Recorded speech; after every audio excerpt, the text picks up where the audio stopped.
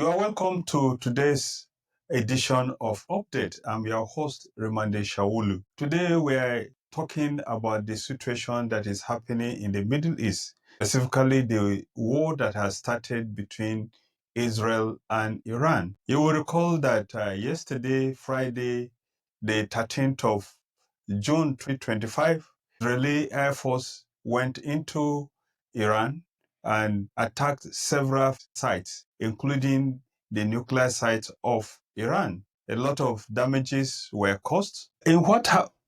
On that fateful Friday, several people were killed. Iran witnessed what it had never witnessed in its history. A total of 78 people, according to some sources, including top military officers and scientists, were killed by the Israeli forces. Some had gone into Iran disguised and had set up camps, according to stories that we're now hearing from the IDF. They took out a lot of facilities, especially the air defense system. Among the people that were killed were Major General Mohammed Bagheri, the Armed Forces Chief of Staff. We have Hussein Salami, the IRGC Commander-in-Chief. And on Friday night, Iranian forces revenged. At first, Iranian forces sent some drones. They said 100 drones, but most of the drones, because they are slow flying, were brought down by Israeli forces and their allies, including the United States of America. However, some of the ballistic missiles that were shot into Israel had impact on Israel. In Tel Aviv, that is central Israel, a major target in the missile barrages included several quarters that were close to the IDF headquarters, and it caused a lot of damages. There's also Rishon Zion, a southern suburb of Tel Aviv. Explosions were reported there, and two of the three confirmed Israeli fatalities is Yisra Aloni, Eti Cohen Egel were residents of that area. And there was also some explosions in another area of Tel Aviv metropolis where a fatality occurred. In Jerusalem, sirens were sounded when the Iranian ballistic missiles got near to the area. According to Israeli government, 3 Israeli civilians, and some say up to 40 people were injured from the missile fragments or blasts, and who has structural damages to a lot of buildings in Israel.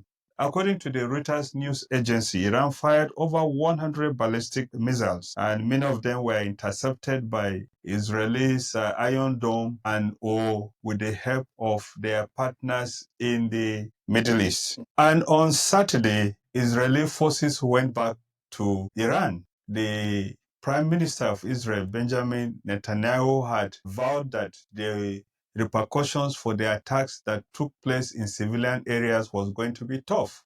And indeed, the Israeli air forces went back to Iran, and this time they did not target only the military areas or the areas where military forces were. They targeted oil fields. In the south Pagas airfield was struck by the Israeli forces. You had the oil and gas infrastructures, including petrochemical sites that were hit by the Israeli air forces. Nuclear facilities continued to be hit, and the Israeli air forces continued with their attack on commanders and leadership of the military forces of Iran. Of course, as you can see, the Israelis broadened their attacks beyond military and nuclear targets and have begun to target economic infrastructures of Iran. This, of course, is one of the biggest attacks that have taken place between Israel and Iran. And of course, the missiles sent to Israel now are by no means the highest number of missiles that Iran had sent to Israel in previous conflicts. In earlier conflicts, the Iranians sent up to 200 missiles. So it is expected that the missile sites that have not been destroyed by the Israeli air forces will now be used by the Iranians to send more missiles into Israel. And the plan that the Iranians may have will be to overwhelm the Iron Dome and the new technologies, including the infrared technologies that were developed by the Israeli armed forces. to stop missiles from dropping in Israel. And so we're expected to have an escalation. That is if the Iranians still have enough missiles that have stored in Iran, or they have missiles that are stored in other areas by some of their proxy forces in Iraq, in Yemen, or even in places like Lebanon. It will be recalled that some few weeks ago, there was a report in some of the newspapers that one country has sent in 800 missiles into Iran. And whether Iran has more missiles to send into it is yet to be seen as time goes on. However, for those who have been following the history of that region, this is not the first time there have been crises or conflicts between Iran and Israel. We worked out a timeline of conflicts between Israel and Iran from 1979, and from the statistics that we have, there have been several altercations between the two countries. There have been several threats between the two countries. And of course, Iran is regularly a scene of protest where people are chanting the great Satan, that is the United States, and great to the sumo Satan, that is Israel. And Israel has been warning consistently that it will not allow Iran, that has vowed to destroy Israel, to possess nuclear weapons. And the excuse for this attack is simply the fact that it was taught, or it was believed or said by the regulatory agencies and the monitoring agencies that Iran had developed a capability to deploy nuclear weapons, and Israel felt that these weapons would be directed at it.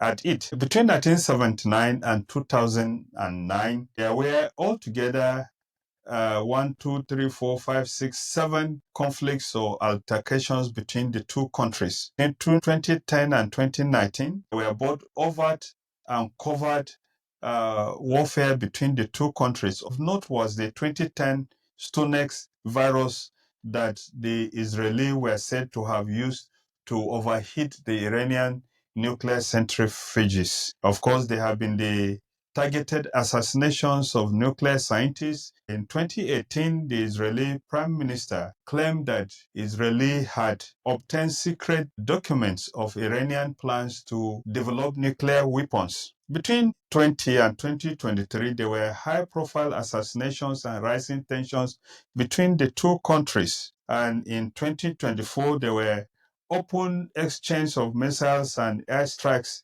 between the two countries. There was the Israeli sabotage of Iranian gas pipeline. In April 1, 2024, Israeli airstrike destroyed Iranian consulate in Damascus, killing 16 people, including 2 generals.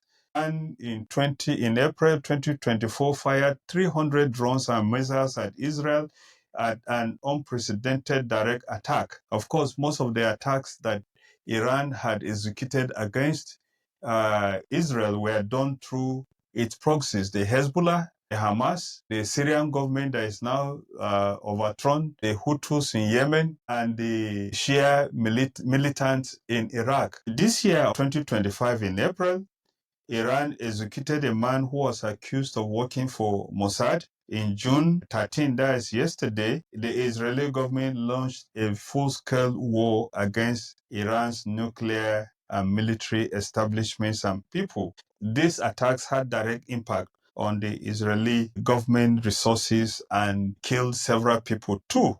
But there's a shift today to a direct military confrontation between the two countries. This is a conflict that the world has been expecting but has been hoping would not take place. Of course, the reactions from the world is to be expected. At the Security Council meeting that was called, several countries in the world condemned Israel. The Iranian ambassador led the charge, and several other speakers from around the world condemned Israel. And we also wish to express our appreciation to Algeria, Pakistan, China, and the Russian Federation for their support in convening this emergency session to address Israel's unlawful act of aggression against the Islamic Republic of Iran, a grave violation of international law and the Charter of the United Nations. I address the Council today on behalf of the people and government of Islamic Republic of Iran with the utmost urgency and grave alarm. Madam President, last night, the Israeli regime, the most dangerous and terrorist regime in the world, with full intelligence and political support from the United States regime, conducted a series of coordinated and premeditated military attacks across multiple cities in Iran.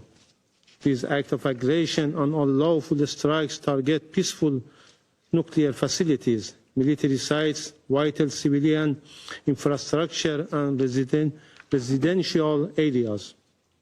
Among the key targets was the Natanz nuclear facility, a safeguarded site under the full monitoring of the International Atomic Energy Agency.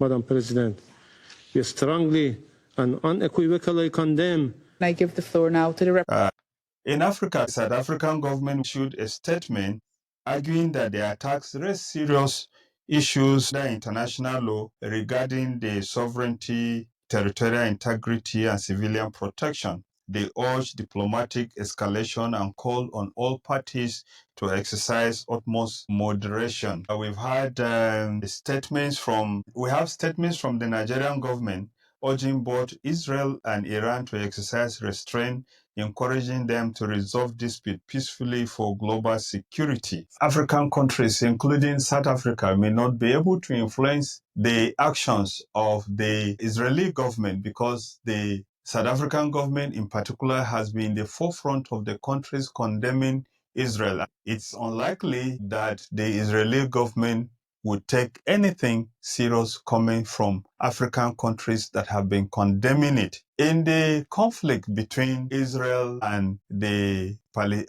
Arabs in the Middle East, it will appear that African governments have boxed themselves into such a corner that they will not be able to influence whatever actions that the Israeli government seeks to take. Of course, this conflict has a lot of impact for Africa. In the first place, there will be a spike in the prices of petroleum products around the world. This is simply because the production around the world is going to drop, and that may spike prices. And several African countries which are depending on the importation of petroleum products will have to pay higher prices. In fact, even countries like Nigeria, which produces oil but imports a large percentage of its refined products, will have to pay the price for higher price increases. There is also the fact that a lot of people will be stranded around the world now because flights around the Middle East have been suspended.